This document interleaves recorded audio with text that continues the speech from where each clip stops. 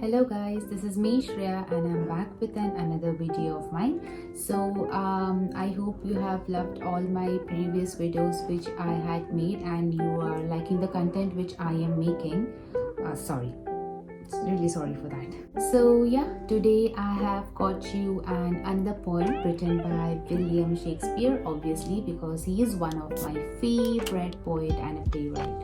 So the poem's name is A Fairy Song and I would be reading out the poem first and then I'll just give you a short description about what it is about. So the poem starts with: over hill, over dale, through bush, through briar, over park, over pale, through floods, through fire. I do wander everywhere, swifter the moon's sphere, and I serve the fairy queen. To dew her orbs upon the green, the cowslips, tall her pensioners be, in their gold coat spots you see.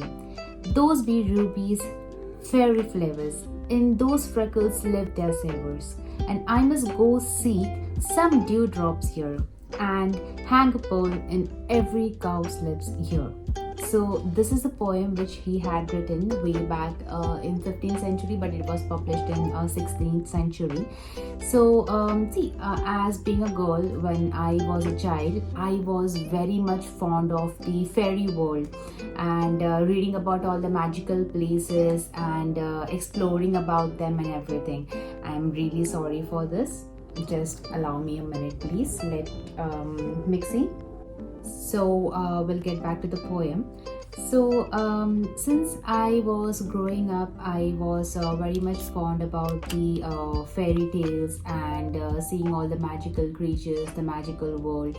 So over here, Shakespeare has kind of connected the magical world with the nature. So here there is a fairy and she serves the fairy queen. So she is actually doing her duty and she has the duty of putting dewdrops on the cowslips. Basically cowslips is a flower. It's a yellow flower and he has described the flower as a yellow golden coat with small spots on it. So he has described the flower, giving personification to it. And this poem has actually inspired many upcoming poets to be more thinking more magical.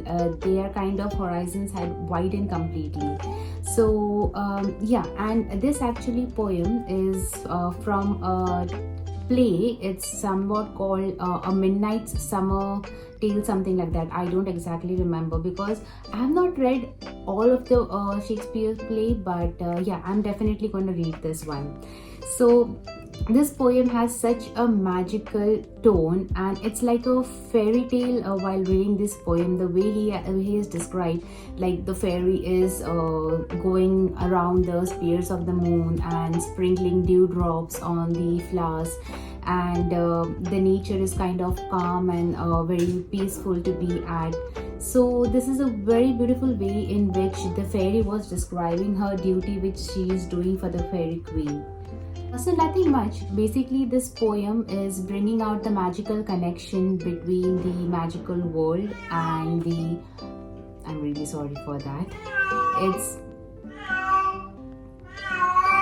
Okay, 1 minute.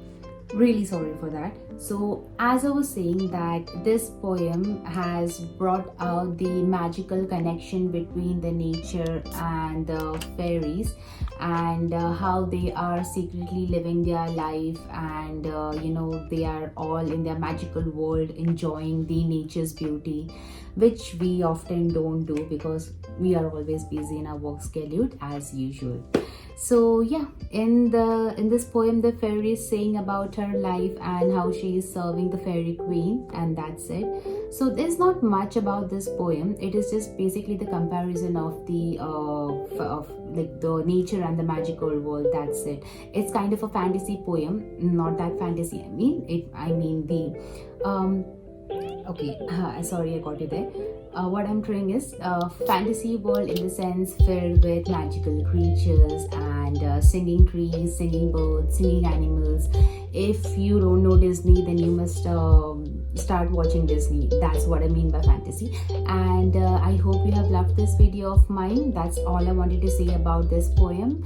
And please try to read some work of Shakespeare, because it's kind of inspiring in today's world, because in today's world it is so hectic and the people are so busy in their work schedule. They don't appreciate art, and I really want people to appreciate art more, so they can be much more kinder than heart and understand the world as it is, and they don't get into the mechanical world. These two are completely different eras which I'm describing. So yeah, keep in touch with your roots and know about your history and what the nature and the world was really about, and then you can go back to your work schedule and your job. That's it for today. Thank you. I hope you have loved this video, and you can definitely give a thumbs up for it and subscribe. And I'm hoping to see you all in my next video very soon. Thank you so much. Bye bye.